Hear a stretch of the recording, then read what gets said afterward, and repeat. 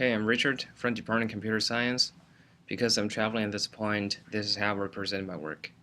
So my final project is about expectation maximization and belief propagation algorithm for matrix completion. So what is matrix completion? For example, you have a matrix, but many of the entries are missing. Then what is the principal way to fill them out?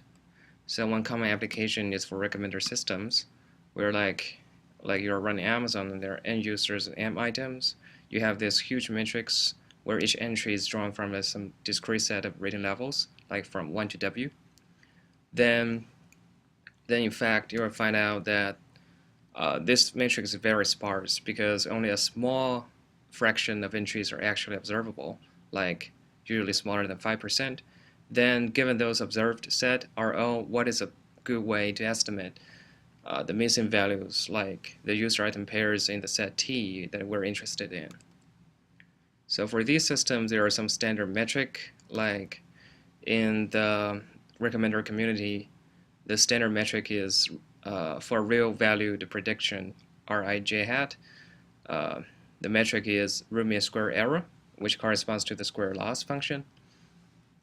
And if you're instead given a predictor like an integer valued, which means what is the most probable rating for that specific entry, then you can use accuracy, which is the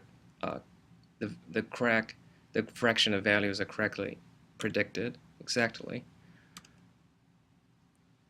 So there are some existing methods for this task, like matrix factorization and collaborative filtering, which is quite old, but the idea is quite simple. It's like comparing users, the similarity of users and items, and use the similar users to predict the current user. And there are other more specific models that model how a user will rate an item and possibly relating to some side channel features. Okay, so for this project, our method is a little variable block model that partitions users and items into groups. It is very similar to what is called a stochastic block model in social network models. And this work is based on work in 2010 by Kim, Ella, and Dr. Pfister. And they propose an EMBP message passing algorithm for matrix completion. And our work is improvement on that one because we're doing correct estimation parameters, while in their work they use some heuristics to manually set the parameters. And our algorithm is efficient and parallelizable. Okay, what is a model? So for example, you have 4 users and 4 movies. Then we assume there's some underlying group structure in your users and movies. For example, there are 2 user groups and 2 movie groups. Then I assume in each of the 4 blocks spanned by 2 by 2 groups, the rating distribution is the same. Okay. So more formally, we say each user is associated with a latent variable that is drawn from a categorical distribution from J groups, okay, and each item similarly drawn from K groups. Then given those latent group indicator of users and items, the distribution of that rating that falling into this block is drawn from another categorical distribution parameterized by a matrix P. Okay, so the latent variables are user-specific indicators UI and item-specific indicator VJ. And we have 3 parameters, theta for parametering UI, eta for VJ, and a P for ratings in each block.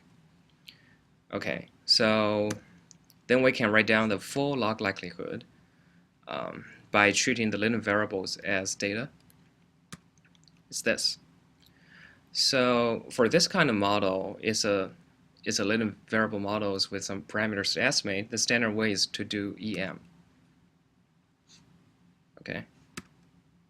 So let's take in EM, let's take expectation with regard to the latent variables, margin them out. We get this Q function. So to evaluate this Q function, we need expected value of those latent variables and also the product of latent variables.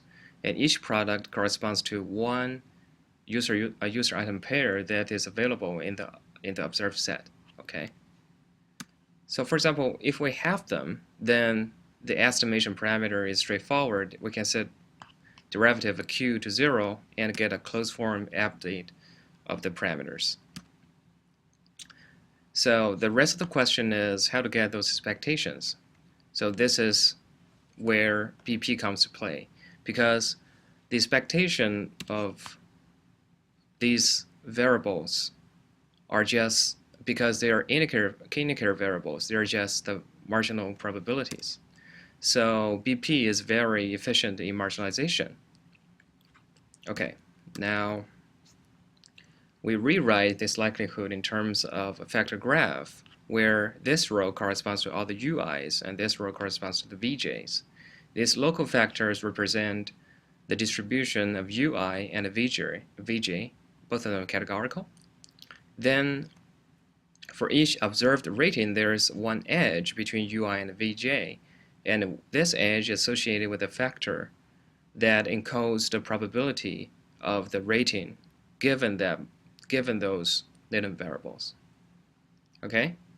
Then we can set up the belief for propagation equations and get the updated rules from variable nodes to vector nodes and from vector nodes to variable nodes. Okay? So this is how those messages look like.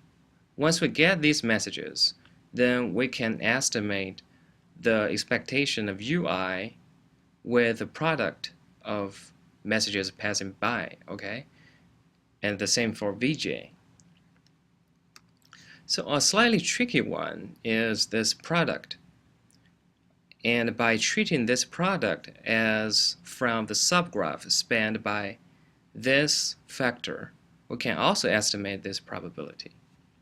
But it turns out this estimation is a little bit expensive. So really in our algorithm, we're approximating the expectation of the products as the product expectations, and assuming they are kind of independent, although they are not.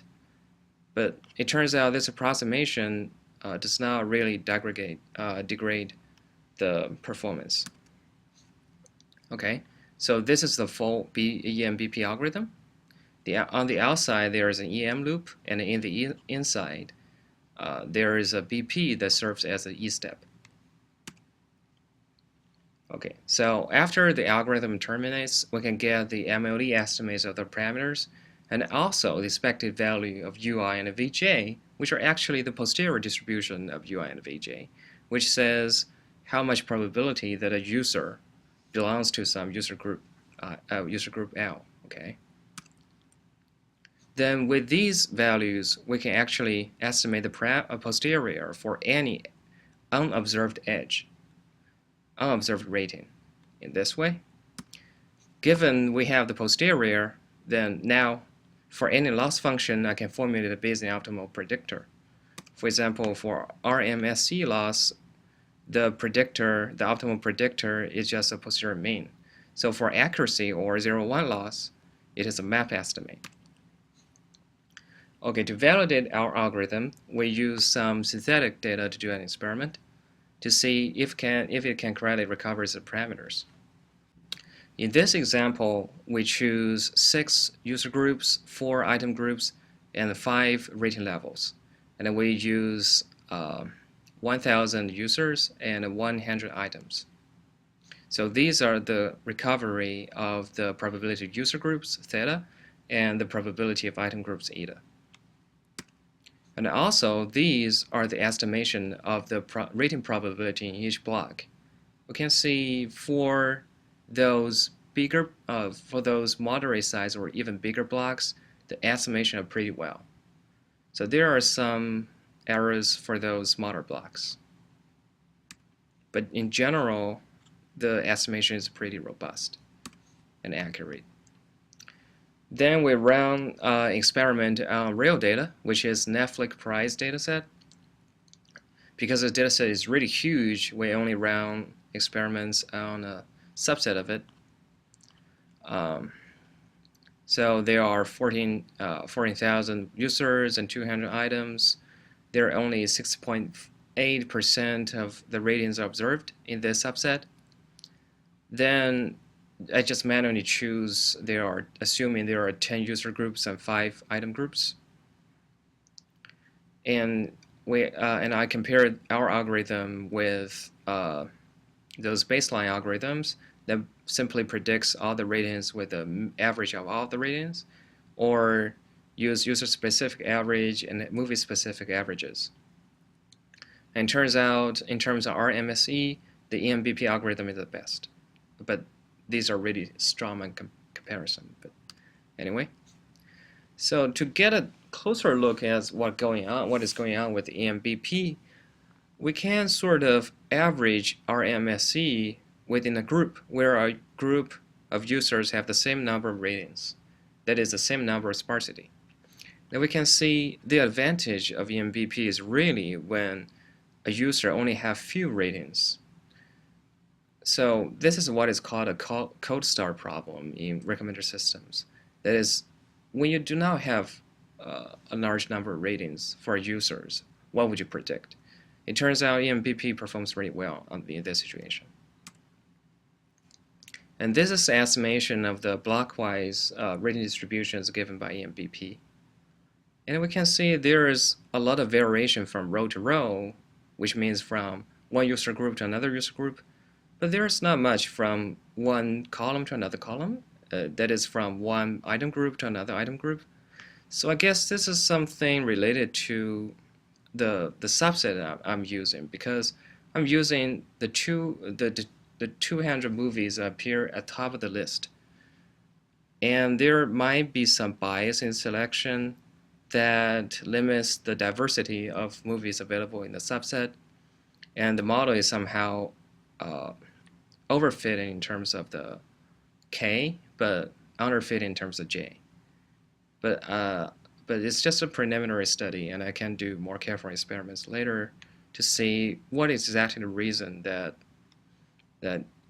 it's not giving really good performance. Okay, so a few words about future work. So definitely I should run more careful experiments to examine the performance in EMBP. And I think following the previous work of Dr. Pfister and his students, the EMBP should perform better, far better, at least reaching a RMSE lower than 0.95. And also a headache is how to choose J and K, the user groups, a number of user groups and item groups.